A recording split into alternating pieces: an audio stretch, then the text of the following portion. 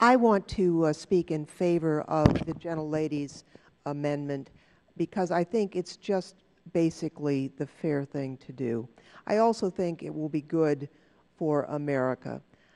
Now, people have speculated about how many immigrants will come in, and the truth is we don't have a crystal ball, but I do have some data from the Department of State that's as of November of last year. There are 2,473,114 individuals waiting in the sibling category, including a little over 174,000 from Vietnam, a little over 171,000 from China, a little over 188,000 from the Philippines, a little over 230,000 from India. We allocate under the law 65,000 visas a year, so obviously that doesn't very quickly work down the roughly 2.5 million people in line. The State Department doesn't query the applicants on a regular basis. Once you pay your fees and you file your application, you merely wait.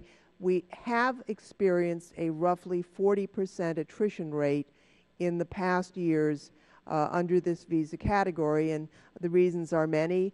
People may have filed, but after they've waited, they've created lives for themselves in another country, they decide to think against it. But if you assume that 40% attrition rate is likely to go forward, with the bill, with the manager's amendment, we have 1.5 million people waiting, 650,000 visas over the next 10 years. That would leave 850,000 people who have played by the rules, who paid their fees, who filed their applications, who've been waiting in line, that will just be told, you're out of luck. And I don't think that's the right thing to do.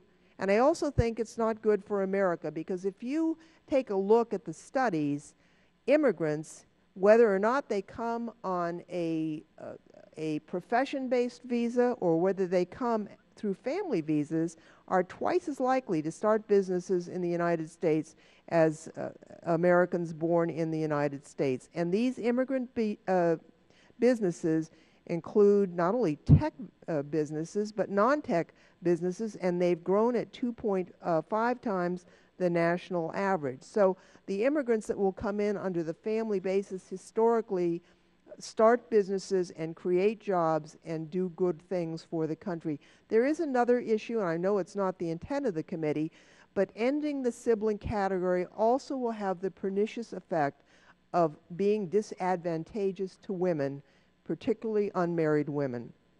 Approximately 70% of the immigrant women who come to the United States come through the family-based system. And that's because in certain parts of the country, women do not have the same educational or career opportunities that men do.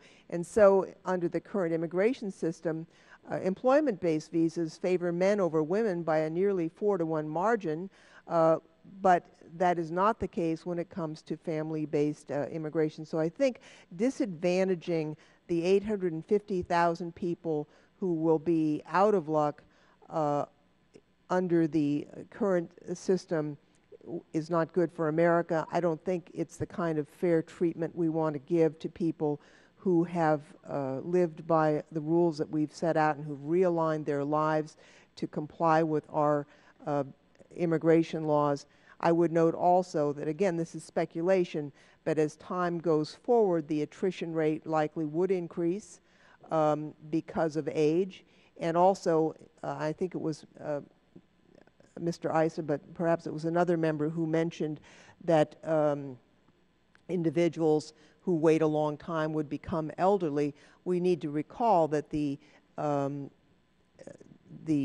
public charge exclusions under Section 212 of the Act are not repealed by this bill. So I just think that the gentlelady's amendment is the minimum fair thing to do. I think that we should adopt the amendment and be the kind of country that we all want to be, which is to continue standing up for the rule of law and allowing those individuals who've tried to comply with our law to do so. And with that, I yield back.